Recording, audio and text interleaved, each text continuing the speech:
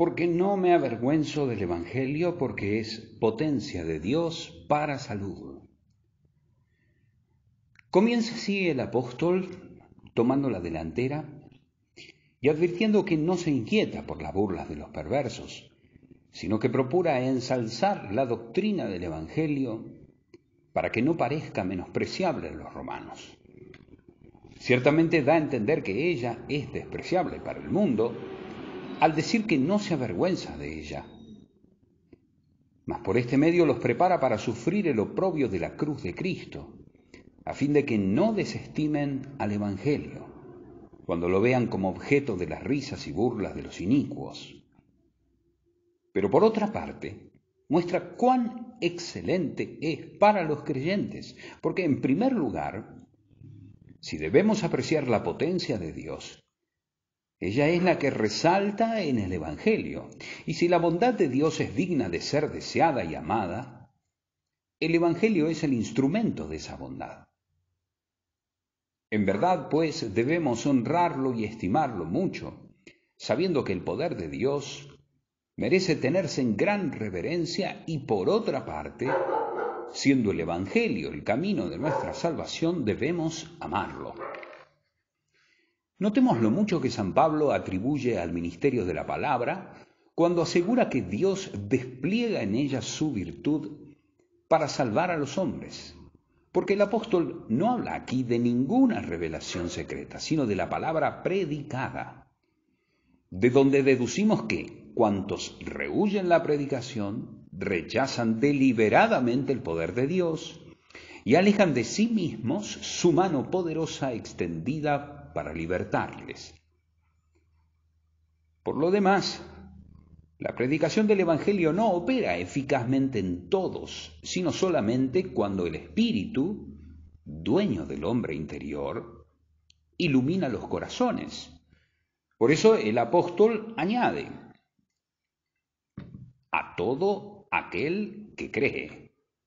Y en verdad, el Evangelio es presentado a todos para salvación, mas su poder no aparece en todos.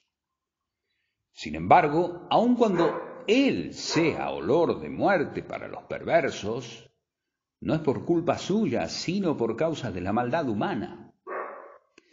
Al mostrar un solo camino de salvación, echa fuera toda otra confianza, y quienes rechazan esta única salvación se condenan por el Evangelio. Así pues, convidando por igual a todos el Evangelio a la salvación, con razón y rectamente, puede ser llamado doctrina de salvación, porque presenta a Cristo, cuya misión propia es la de salvar lo que se había perdido. Mas quienes rehúsan salvarse por Él, es menester que lo sientan como juez. En cuanto a la palabra salud, por otra parte, en las Sagradas Escrituras es opuesta a los términos perdición y ruina. Cuando la encontramos en algún pasaje, es menester observar de qué se trata en él. Y como el Evangelio nos liberta de la ruina y maldición de la muerte eterna, la salud del Evangelio es la vida eterna.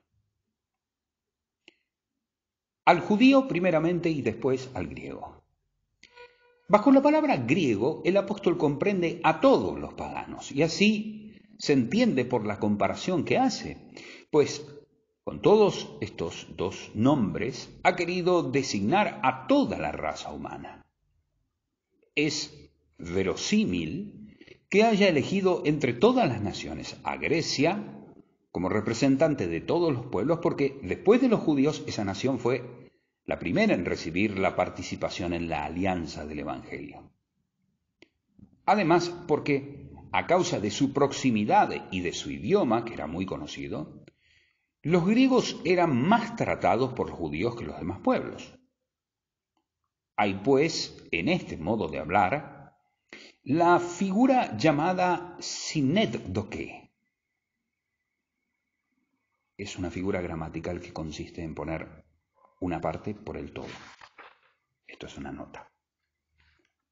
La cual une a los paganos con los judíos en la participación del Evangelio. No obstante, jamás separa el apóstol a los judíos del rango y orden en que Dios los puso, porque ellos fueron los primeros en la promesa y vocación. Les concede, pues, esta prerrogativa, pero les hace compañeros de los paganos, aunque colocándolos en un grado inferior y secundario. Porque en él la justicia de Dios se descubre de fe en fe.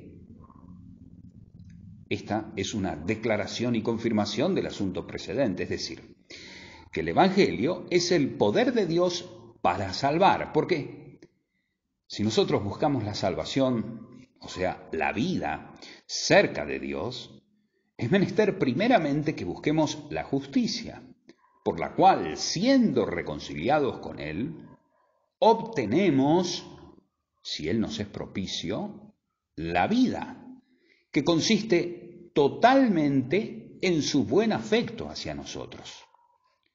Para ser, pues, amados por Dios, es preciso, necesariamente, que seamos justos, pues en Dios hay aversión por la injusticia. Quiere, por tanto, decirnos que nuestra salvación está solo en el Evangelio, porque no existe otro camino por el cual Dios nos justifique y su justicia nos libra de la condenación. Porque esta justicia, que es fundamento de nuestra salvación, es revelada en el Evangelio. De ahí que el Evangelio se ha llamado potencia de Dios para salvación. Así el apóstol deduce la causa por el efecto que de ella procede. Notemos una vez más qué tesoro tan excelente y de tanto precio el Señor nos concede en el Evangelio, es decir, la comunicación de su justicia. Por justicia de Dios, entiendo una justicia por el juicio de Dios, ya que por el contrario, el apóstol acostumbra a llamar justicia humana la estimada y declarada por la opinión de los hombres, aunque en verdad esta no sea sino humo. A pesar de esto, no dudo que San Pablo tenga en cuenta y haga alusión a muchas profecías en las cuales el Espíritu Santo casi siempre celebra y magnifica la justicia de Dios en el reino de Cristo que estaba por venir. Las otras explican la justicia de Dios por los términos que nos es dada por Dios, dice. Confieso que las palabras encierran este sentido. Dios nos salva justificándonos por el Evangelio, aunque de todos modos la primera exposición me parece más conveniente y no deseo discutirla demasiado. Hay otro punto que merece más nuestra atención. Algunos piensan que esta justicia no consiste solamente en la remisión gratuita de los pecados, sino, en parte también, en la gracia de la regeneración. Yo entiendo que somos restablecidos en la vida porque el Señor nos reconcilia consigo gratuitamente, y de esto ya trataremos con más amplitud cuando analicemos el pasaje correspondiente. Además, mientras que el apóstol dice que tenía delante de sí a todos los creyentes, menciona ahora la fe, porque la justicia ofrecida por el Evangelio la recibimos por la fe.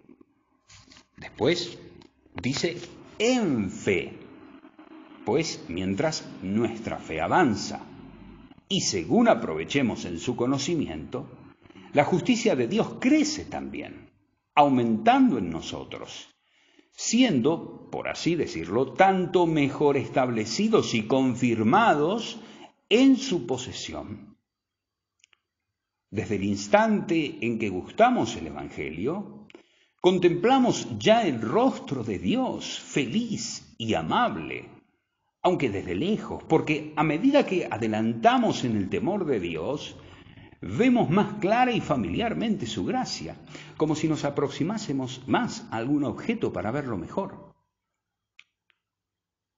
En cuanto a los que piensan algunos sobre estas palabras, diciendo que encierran tácitamente una comparación entre el Antiguo y el Nuevo Testamento, digo que eso es un comentario muy sutil.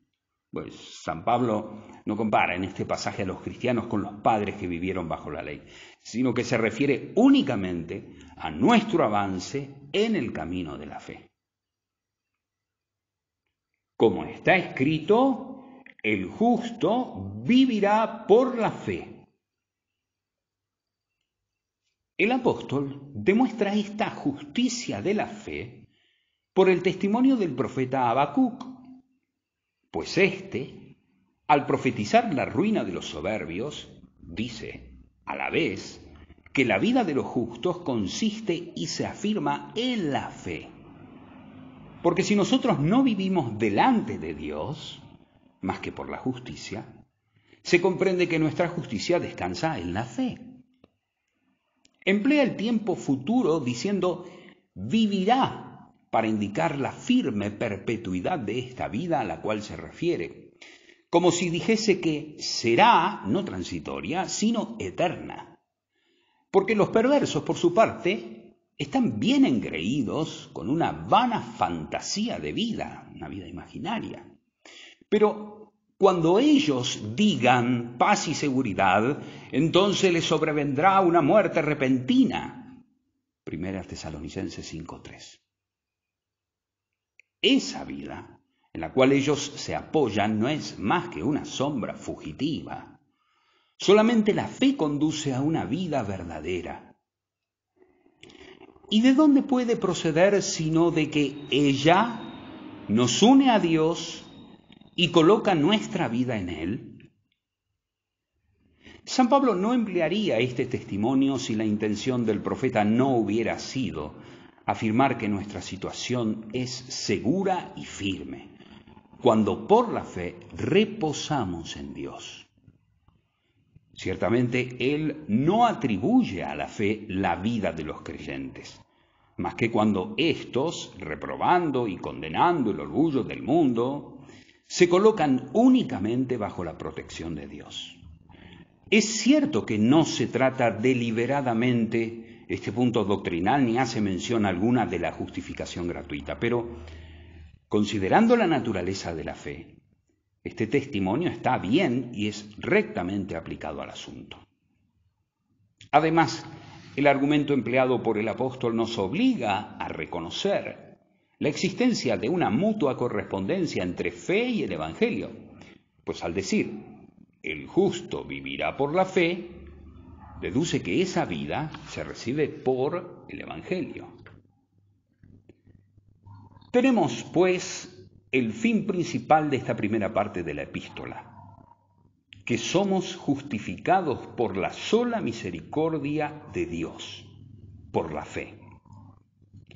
Es verdad que tal cosa no se encuentra todavía expresada literalmente por San Pablo, mas por la deducción que sigue, se ve fácilmente que la justicia tiene su fundamento en la fe si está apoyada en la misericordia de Dios.